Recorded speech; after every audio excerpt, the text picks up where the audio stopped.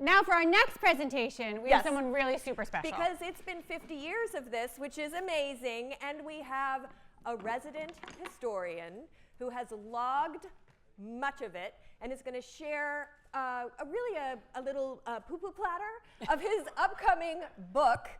Tome. Epic. Yeah, Epic there's going to be novel. a second volume at some point. Yes. Yeah. Yeah. So please welcome Joe Radding. Yeah, Joe! Stamping our feet to keep warm, we lined up outside Shanley Pavilion, the dimly lit naval training facility that had once served as a classroom, mess hall, bookstore, folk music, coffeehouse, and storage dump. It was now repurposed as a performance space. As we took off our winter coats and found our seats, the house band played familiar rock classics and people chattered excitedly in anticipation. We were there to see the Mee-Ow Show.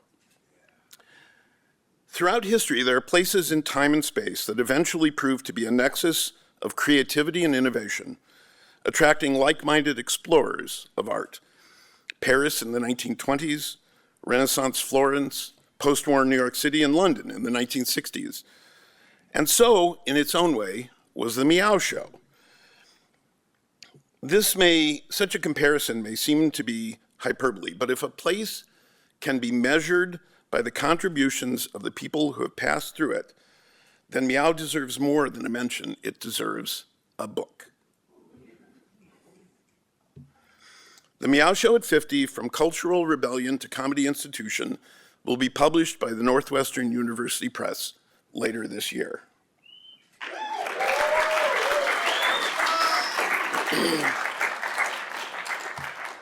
The Mee-Ow Show is America's longest-running college improv comedy show with well-known and successful alumni. I was on the staff of the show its first year. About 4 years ago, Mee-Ow Show co-founder Paul Warshauer asked me to collaborate on a book about the 50-year history of the Mee-Ow Show. Presenting 50 years of history in about half an hour requires the omission of a lot of detail. So if I don't mention your year or participation, I sincerely apologize. And I hope to have time for questions at the end. Let's look at how the Mee-Ow Show began. It's fall quarter, 1973.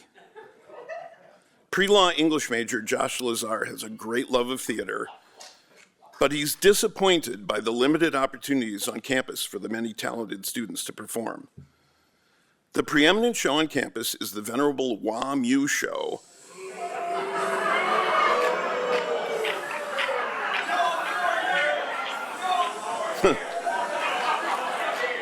named after the Women's Athletic Association and Men's Union. It's a musical variety show that was still controlled by Joe Miller, who'd created the show in 1929 when he was a student. That's what we all said. So the talent of the student performers is evident, but in these years after Sgt. Pepper's, The Who's Rock Opera Tommy, and Hair on Broadway, the sensibilities of the show seem somewhat dated. Lazar decides that a new show is needed that would provide opportunities for students to write, control, and perform their own original material. He thinks of sophomore Paul Warshauer, who'd already produced Northwestern's first coffee house with student performers in the dining hall of the newly opened Foster Walker Dormitory. Lazar names the show Mee-Ow to parody Mee-Ow and reference the university's wildcat mascot. Warshauer adds a hyphen to more closely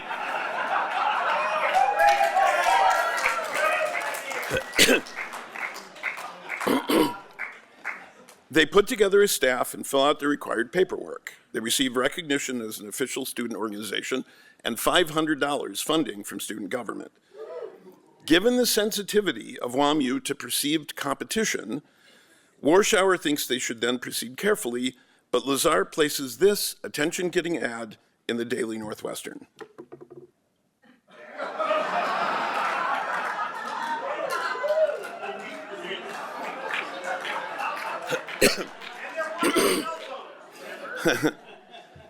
Student contributions come in quickly. They next find a director in senior Jeff Wilson, who'd written about student-created theater. Other staff quickly join, including a surrealist in residence whose mother often said, "You'd look so much nicer with a haircut like you had in high school." The only available performance space was the lecture hall McCormick Auditorium in the recently opened Norris University Center, and I swear they haven't reupholstered the seats since then. There's limited offstage space and no wings or dressing rooms, and the auditorium was not wired for stage lighting. Norris requires that the Mee-Ow Show pay for union electricians to come in and increase the power to accommodate stage lighting. This becomes an issue after the show. Sets are constructed in the basement and carried in pieces up the stairs. The orchestra is crammed into a small space, stage left.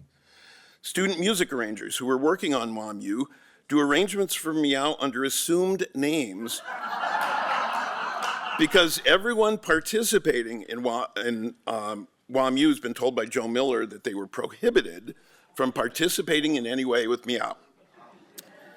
Contributions include comedy sketches, poetry, dance, visuals, and original music. The final cast totals 41. The staff and crew number 34. The orchestra, arrangers, accompanists, composers, and lyricists number 26. Director Wilson comes up with the unifying theme of time travel to connect the disparate elements of the show. Everyone who contributed participated, but not all contributions were included when Director Wilson made cuts to the original 4.5-hour running time.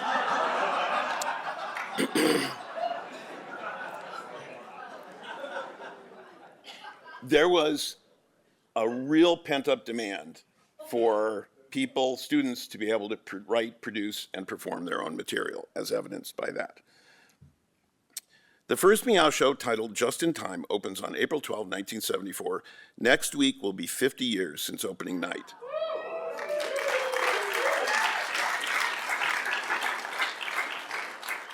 The reviews can generously be called mixed. The show has moments of comedic brilliance, such as Rick Koderba's warm-up of the audience before the show, and the game show Schlepperdy with a gangster in witness protection wearing a paper bag over his head. Koderba's performance of Groucho Marx as President Nixon in A Night at the Watergate is very timely given Nixon's resignation only 4 months later. And the orchestra is a hit.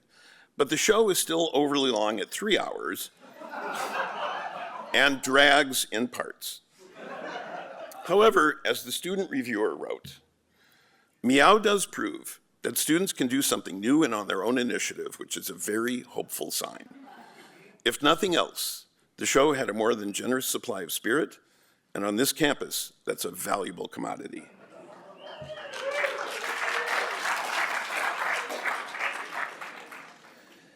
As I mentioned, the cost of upgrading McCormick to accommodate stage lighting became an issue.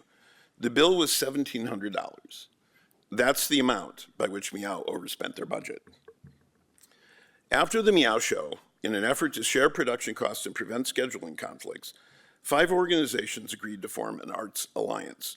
The dinner theater production of Don't Drink the Water was a joint effort of Mee-Ow and Garden Party, both members of the new Arts Alliance, produced by Dusty Kay and directed by Warschauer, as a fundraiser to cover Mee-Ow Show debts. Ironically, due to the cost of rewiring the Lewis Room for theatrical purposes, the show lost money.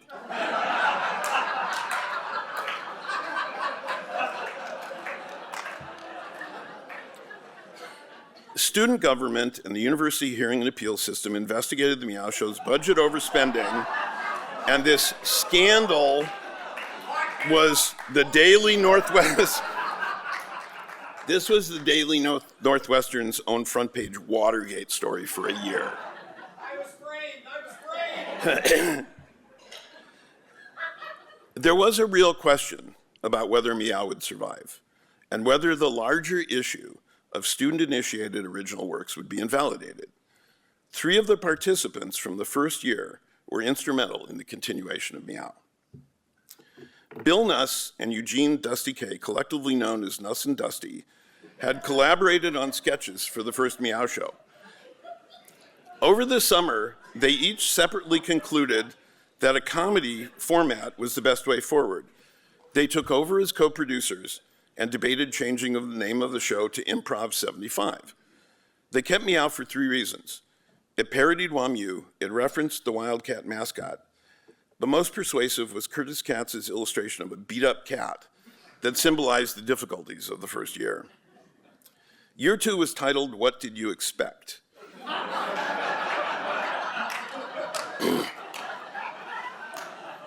The other key player was Rick Koderba. He came on board as the comedy coordinator. Although accounts differ about how it came to happen, eventually Nuss and Dusty were co-producers and co-directors. The second-year cast was reduced from 41 to 26. A staff of 43 in the orchestra now numbered 11. The show was about 75% comedy, and there were still musical numbers. Highlights of the show included Nuss and Dusty reprising their sketch from the first Mee-Ow Show. Who's On First was an homage to the classic Abbott and Costello routine, but using the names of rock bands and songs.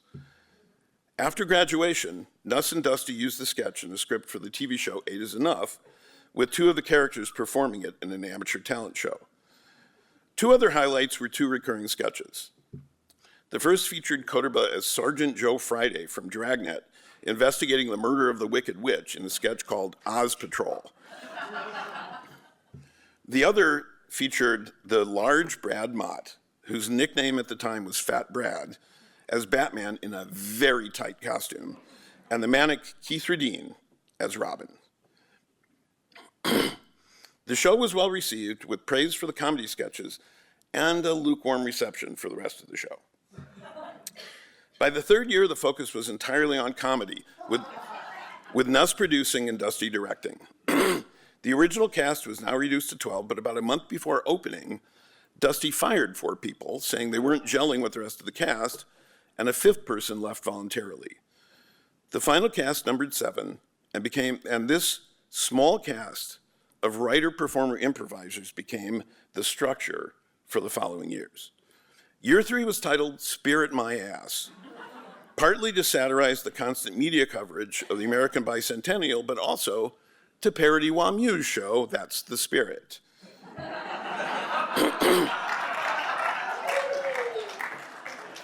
Highlights included a sketch called Philosophy OD, depicting an emergency helpline for people who were studying too much philosophy. This was also the first year, but not the last, with a sketch that included a reference to the Sandwich Man, the vendor with the distinctive whistle who made the rounds of student housing with his dog and his cart full of sandwiches. His dog may also have been full of sandwiches. 1977 was the changing of the guard. No one from the first Mee-Ow Show remained to participate. This was the first year that improv was included in performances rather than just being used to develop sketches. Highlights included a sketch by Tom Virtue that was both funny and deeply moving. He was an 80-year-old man delivering a graveside monologue to his deceased wife. A sketch about dating was in the style of Goofus and Gallant from Highlights for Children. It featured Allison Burnett and returning cast member Kyle T. Hefner as the good date and the bad date. This year also included a short film by Burnett. This was the first time since the original show in '74 that an effort at multimedia presentation was made. In 1978, McCormick Auditorium was sold out, standing room only, for every performance. Sketches included Shakespearean Western, which was a combination of Shakespearean dialogue and the trope of every cliche of every Western. Piano player Larry Shanker joined the cast. He was considered an integral member of the cast for 4 years. He could play any style and augmented the performances and improv spectacularly. 1979 had a strong returning cast and a mostly stable process of sketches being developed through improv and then reworked and refined. A strong returning cast that became the core of a Mee-Ow institutional memory proved to be a key element. Highlights included a short film about the creation of a sketch by Joe Labritz, narrated live by Dana Olson and accompanied by Larry Schenker. The film can be viewed on the Mee-Ow website. This year, students created 2 new groups, Laugh Track, a comedy group, and Attack Theater, dedicated to the production of new and rarely seen plays and to improvisation. In October 1979, after determining that their name, Attack Theater, had aggressive and potentially negative implications, they renamed themselves the Practical Theater Company. More about that in a moment. No, you can applaud, that's fine.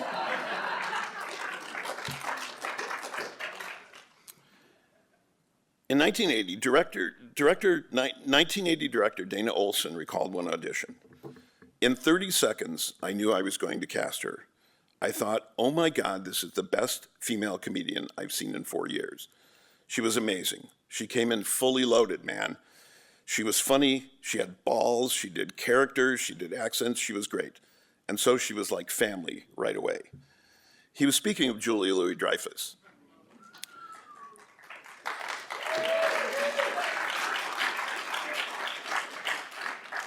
During the rehearsal of a sketch with 2 of the men in the cast, they ignored her and only spoke to each other. At one point, she reportedly punched one in the arm in frustration and said, "Hey, I'm here too." Upon being asked to confirm this story, she said, "I will confirm it with this caveat. I don't specifically remember it, but it sounds like something I would have done." The 1980 show was so popular that it was held over for a second weekend, although this may have been planned to happen from the start.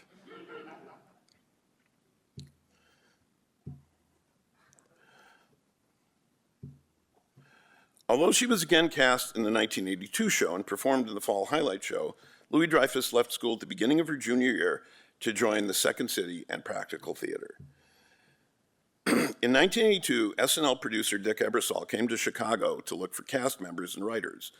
Tired of losing talent to Saturday Night Live, Second City directed SNL people to go to the Practical Theater space.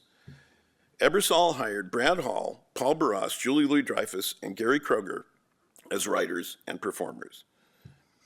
This year, the African American Theater Ensemble at Northwestern produced an original sketch show called Out the Box. In 2000, Out the Box returned as a regular sketch comedy show focused on issues of students of color and marginalized identities. 1983 saw a change from the improv-based sketch comedy structure. The directors and cast experimented with the form. This is essential, but risky, and requires courage and commitment. The results are never predictable when audience expectations are redirected, confounded, or subverted. There were no improv games, no film, and no band. The 1983 show did not underestimate the literacy or intelligence of the audience. However, they may have misunderstood just how much the ambitious, hardworking student audience wanted and needed the escape of silliness in their entertainment, rather than another intellectually challenging experience. For example, the sketch Deconstructions began with a couple talking in bed. Then someone yells "cut," and the scene is revealed to be a play. Then it's revealed to be a motion picture set about a making of a movie about a play. Another step back revealed a news reporter talking about the making of the movie, and the scene kept opening up until at the end, a band of armed guys came on stage, held everyone on stage hostage, and announced that the audience was ordered to leave the room and go out and talk to their parents and smoke a clove cigarette and be here in 15 minutes or we'll kill them all. Lights out, intermission.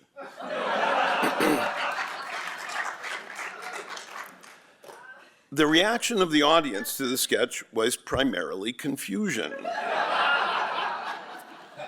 Some people didn't return for the second act.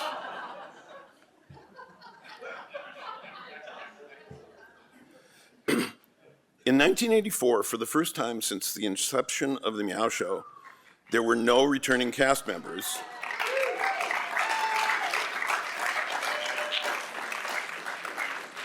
This was largely due to a decision by the Arts Alliance Board, who were reportedly disappointed in the critical reception and financial results of the 1983 show. With a change of leadership and a stellar cast, Mee-Ow delivered beyond expectations. The combination of social satire, political commentary, and madcap zinginess succeeded. This year's show included more of the improv games that had proven popular with audiences. The mix of content was about 1/3 improv and 2/3 sketches. Classic TV and movie comedy were a strong influence this year.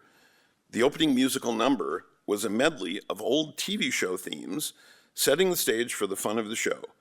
The title-themed Baltic Avenue sketch was a trip through the game Monopoly as if it was a trip through hell, like in Dante's Inferno.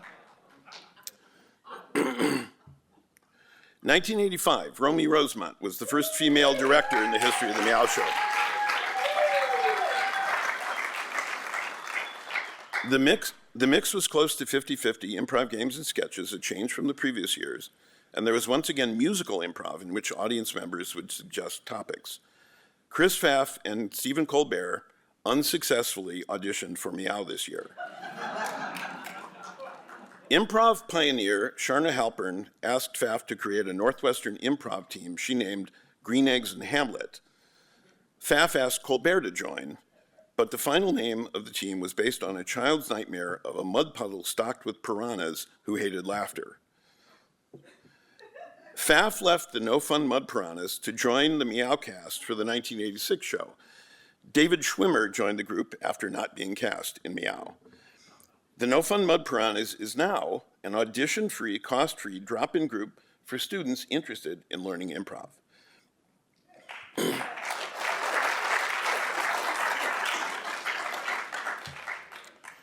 A few years ago, Dermot Mulroney was a guest on The Late Show with Stephen Colbert. Colbert still seemed a little put out that he didn't get into the Mee-Ow Show. I thought it would be fascinating to get his observations about the experience, perhaps his reflections about disappointment, inspiring perseverance, and eventual success. So I reached out to his representative to see if I could speak with him or at least get a comment.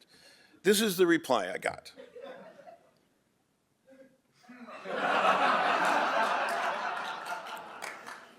So if anyone out there knows Mr. Colbert, I'd still really like to speak with him. Moving on. The title of the 1986 show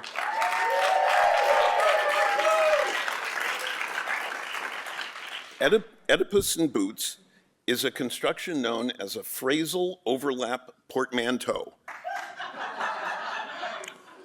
You don't really need to know that, but I'm including it because it took me a lot of research to figure that out, and I'm still amused by it. Highlights included the Justice League of Toledo, featuring useless superheroes, Batman villains auditioning henchmen, and an improv game about the Wizard of Oz. Director Dan Patterson arranged for Mee-Ow to perform at the Fringe Festival in Edinburgh, Scotland.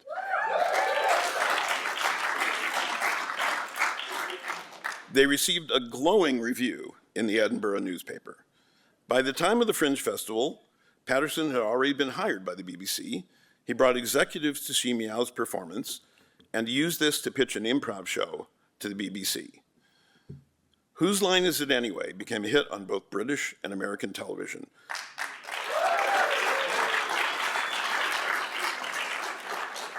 And it's my understanding it was also the runner-up title for this year's Mee-Ow Show. Well, that's what you told me. 1987 was the first year of a Mee-Ow pun title. This is an overview of the use of non-pun and Mee-Ow pun titles over the year. The Longer Lines show where 2 differently titled shows per year started. Unfortunately, given the time limitation, I'll have to move on quickly. But here is a quick glimpse of the following years. 1991 sees 2 differently named shows for the first time. Also that year, Danielle Gaither is the first Black woman in the cast.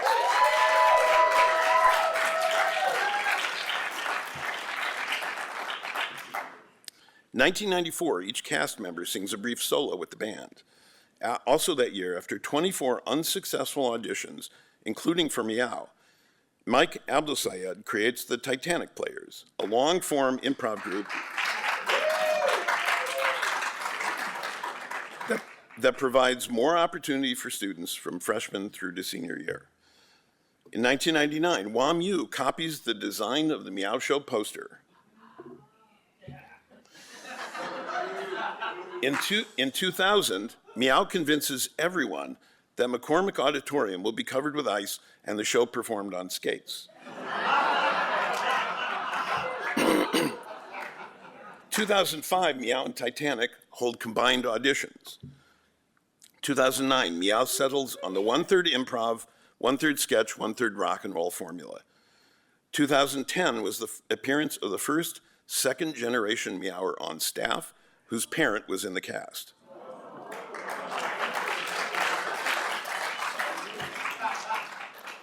In 2011 was the first use of social media by Mee-Ow and the first promotional video posted online.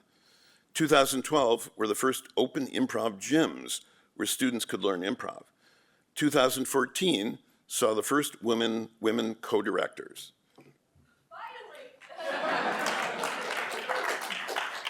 By 2016, the two shows are no longer referred to as previews and main stage. Also that year is the first use of online audition signups. 2019 was the appearance of the first second-generation Mee-Ower in the cast, whose parent was on the staff. 2021 was the first year of no in-person shows, with sketches and improv presented via Zoom.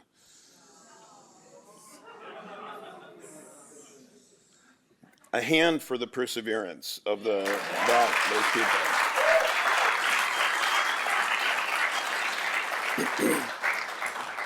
Still wasn't as bad as 1983.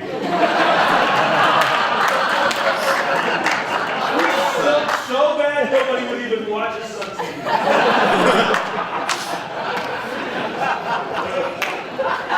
Don't interrupt. No, fucking sucks, but I interrupt. you aren't sorry to interrupt at all. So, 2022, Mee-Ow Survives returns to in-person shows.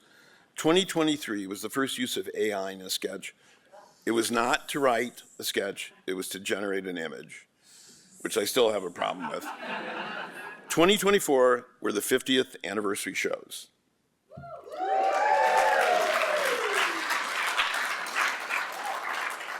Here are some statistics. Here are a few numbers about the show in the forthcoming book. Over the years, there have been 301 cast members, more than 1,100 staff and musicians, 84 different show titles, and 419 performances. For the book, 110 interviews, about 165 hours of interviews, original scripts I reviewed archived articles, and I submitted a 325,000-word manuscript to the Northwestern University Press.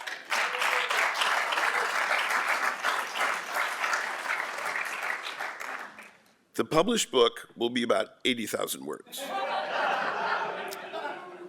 I hope to have a second volume of the interviews that I'm referring to as the oral history of Mee-Ow.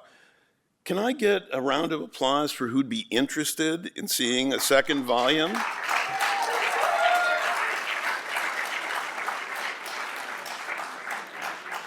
So anyone here from the Northwestern University Press, please take note of that.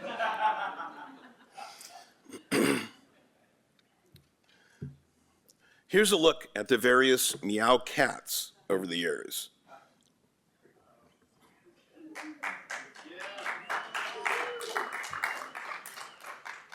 One of the questions I always ask people was about their pizza preferences. Here are the statistics and some of the comments. I'm personally part of the 2% who favors Detroit style. Try it. One of my favorite comments was, I'm one of those LA people who doesn't eat carbs. And yesterday was National Deep Dish Pizza Day.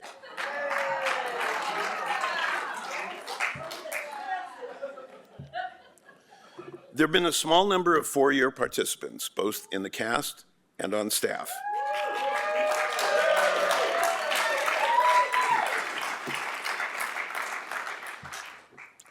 And here are two-time directors, Boom Chicago alumni, and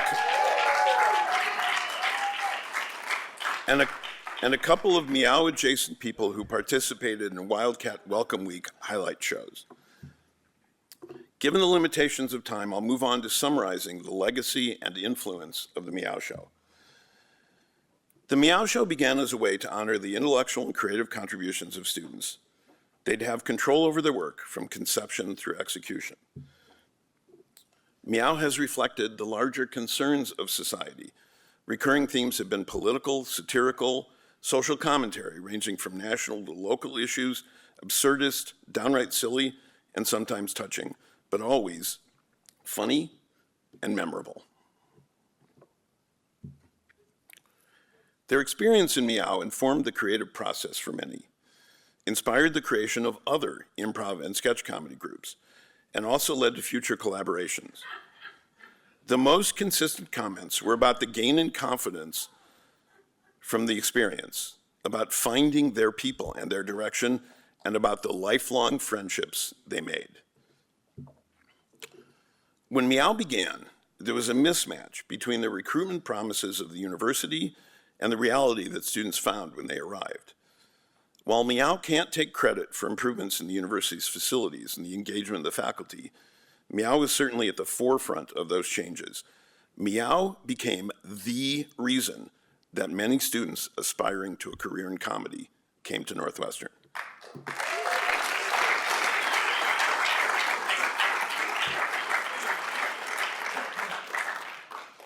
The writers, performers, and directors of Mee-Ow have continued to innovate, and while the format of the show has settled into a one-third sketch, one-third improv, one-third rock and roll format, they continue to push the boundaries.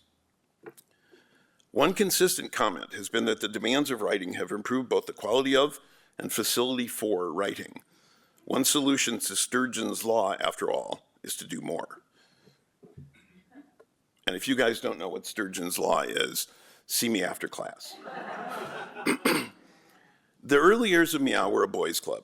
That changed. And much of Mee-Ow was, quite frankly, white. Due to the work of the Mee-Owers themselves, who reached out across campus, Mee-Ow is now consistently diverse and representative.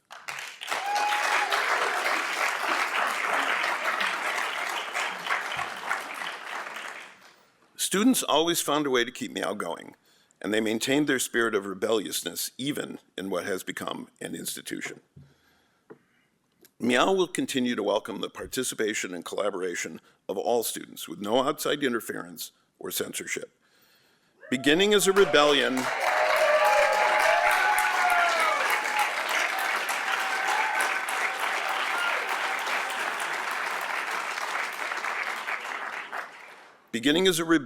against the culture of acceptance of the status quo and the lack of opportunities for students to write, produce, and perform their own original material, there are now an abundance of opportunities. And that, in the words of Kristen Schaal, is a great, creative, lovely place to be.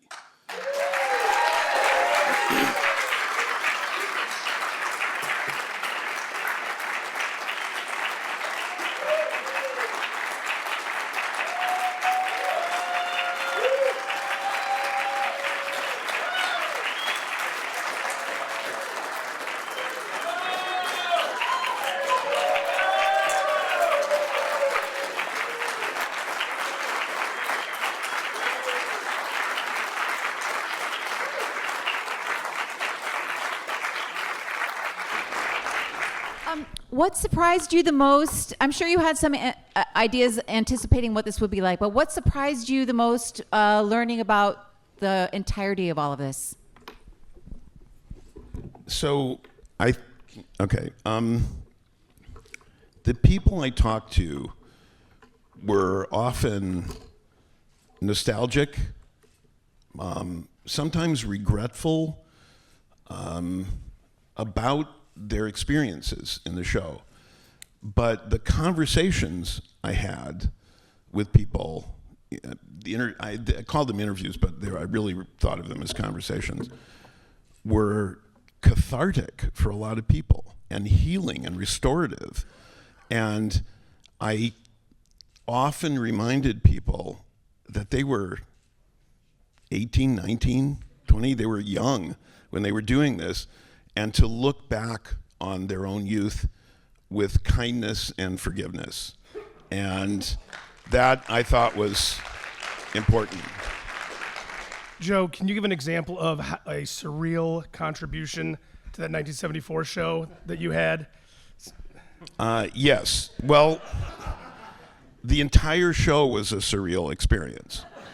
So surrealism, and first of all, when I was an art student here, all my professors and my classmates were abstract expressionists. And I was interested in realism, storytelling, surrealism. So I was a bit of an anomaly anyway. Surrealism can be thought of as the juxtaposition of seemingly incongruous elements into a whole that is more than the sum of its parts. It's one definition. That's what the Mee-Ow Show was the first year. It was all these people coming together, contributing poetry and dance and song and comedy and all these different things. And that in itself, when Jeff Wilson, the director, gave it a theme that tied it together, that's an example of surrealism. I did a surreal illustration of the show that was on the back cover of the first program, and I did something on the poster too. And then I pitched some ideas and I printed t-shirts and designed things. And so the whole show was kind of an exercise in surrealism. Oh, look who it is. Was the word that you used about the 1984 cast stellar? Yeah.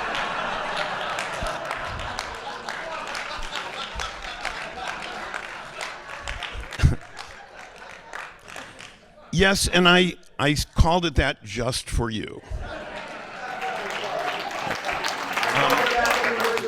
Who wasn't here when you made that mention. I do want to mention, if I haven't spoken with you, if I haven't had a conversation with you, I would still very much like to talk to you. And the email that you got, the address, the email from which you got information about this, meow50th@gmail, please email me. And we'll set up a time to talk, because the story of Mee-Ow is the story of its people. And I would really like to hear your stories and include them. Please also send me any documents, pictures, posters, programs that you may have, so I can include them in the historical record.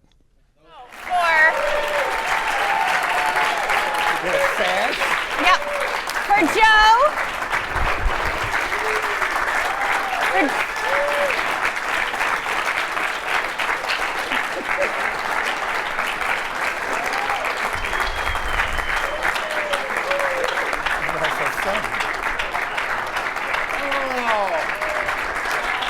Joe's sash says surrealist in residence, and Paul's says Papa Mee-Ow. Wear them in good health, for now and for always. Amen. Joe just had 45 minutes to talk. You've got about 45 seconds, Paul, to tell us, please, what would you call the legacy of the Mee-Ow Show? I want a tiara. No, first I want to acknowledge the other co-producer and co-founder, Josh Lazar, who's here today.